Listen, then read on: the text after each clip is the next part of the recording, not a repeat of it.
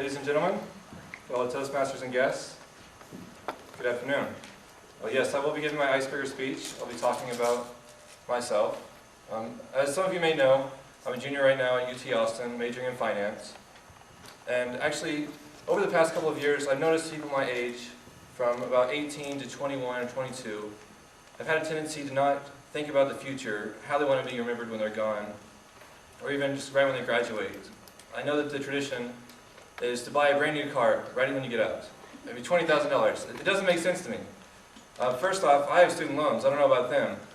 So I have those. And then you'd have a car loan, you'd have insurance, food, apartment, everything, just falling on top of you at once. So what I plan to do is move to New York City so I don't have to drive a car, sell my car, pay off my loans, set up an IRA. Now, the reason I tell you about this future orientation is because I won't actually be talking about my past necessarily to y'all today. I'll be talking about what I want to do with my life in the future. Well, first, I did earlier speak about how I'm a junior at UT. I didn't start out there for my first year. As much as I would have liked to, my high school career wasn't too great. And so I started at ACC to get some good grades. And after a year, I transferred to Texas Tech. While at Texas Tech, I met a lot of people. It's really fun. I worked for about a year, the length of time that I was there as a server. Met a lot of good people. Joined a professional business fraternity called Alpha Kappa Psi. I may have heard of it. And the only thing was that as I was there, I noticed that I needed to be at a school that better met my needs. It was more targeted by the firms I wanted to work for. And so, I decided I wanted to go to UT Austin. Best school in Texas, in my opinion.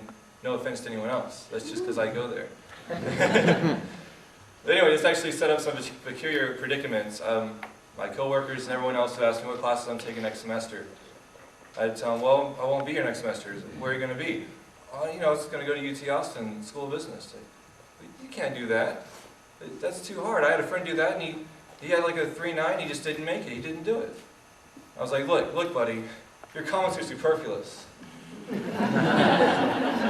So, it actually drove my motivation to work harder, and 3/4 of the way through my second semester there, my dad called me one day and told me that he got a letter from the Office of Admissions at UT. And I said, okay, well, what did it say?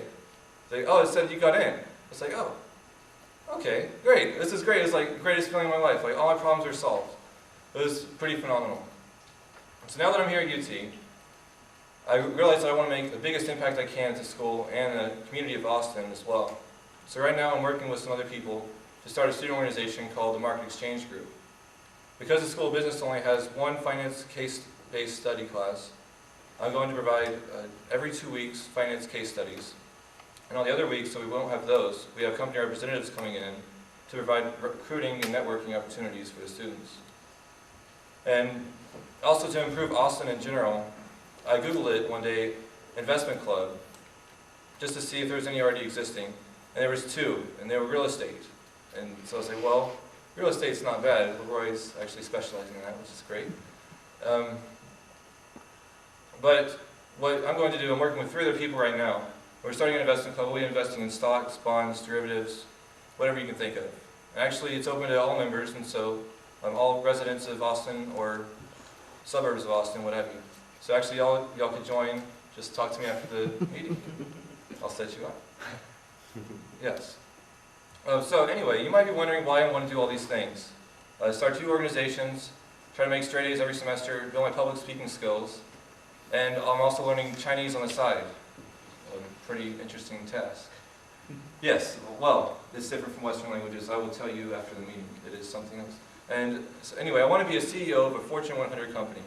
That's been my goal for some time, and so I'm doing everything I can to get to that point. Now, this is such a daunting task sometimes that, I realize that I have to draw my inspiration, motivation from numerous sources. The most recent one was actually this university professor at Carnegie Mellon who was diagnosed with pancreatic cancer.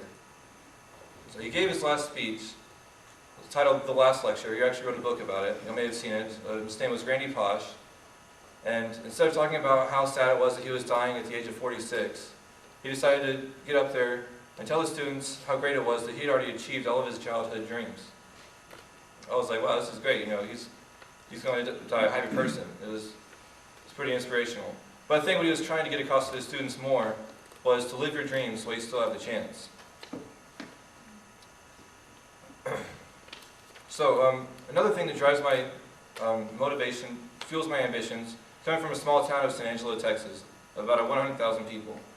Oftentimes I would feel like no one really cared about me in the world. I was just this small thing, and no one even cared about the town as well. But actually, I've seen this as a disadvantage. I thought that I lacked opportunities and the ability to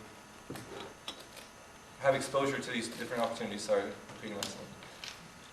Only now I've realized that it's fueled my ambitions and it drives me to become something more. Now, to stay on track, I think I'm one of the worst at becoming complacent and getting in a rut and just forgetting about what my goals are and why I'm here, for example, UT. Well, I remember 3 things. First, I always tell myself, don't doubt myself. When I was in elementary school, I had really low confidence, self-esteem, so now I'm constantly pushing myself out of my comfort zone to build those skills. I also want to take risks. Whether or not I know how to do something, I'm going to go ahead and just jump out there and do it. And last, I also want to make my own luck. Put myself in great favorable opportunities in order to help me succeed. The last 3 things I want y'all to remember about me or my speech are: first, it's never too early nor too late to pursue your dreams. Second, you have to know where your passion lies. When I first got here, I was in this accounting program, realized that wasn't my passion, so I got into finance. Definitely what I want to do. I want to go into investment banking. And last, it's not what you've done in the past, but what you're capable of doing in the future. Understand.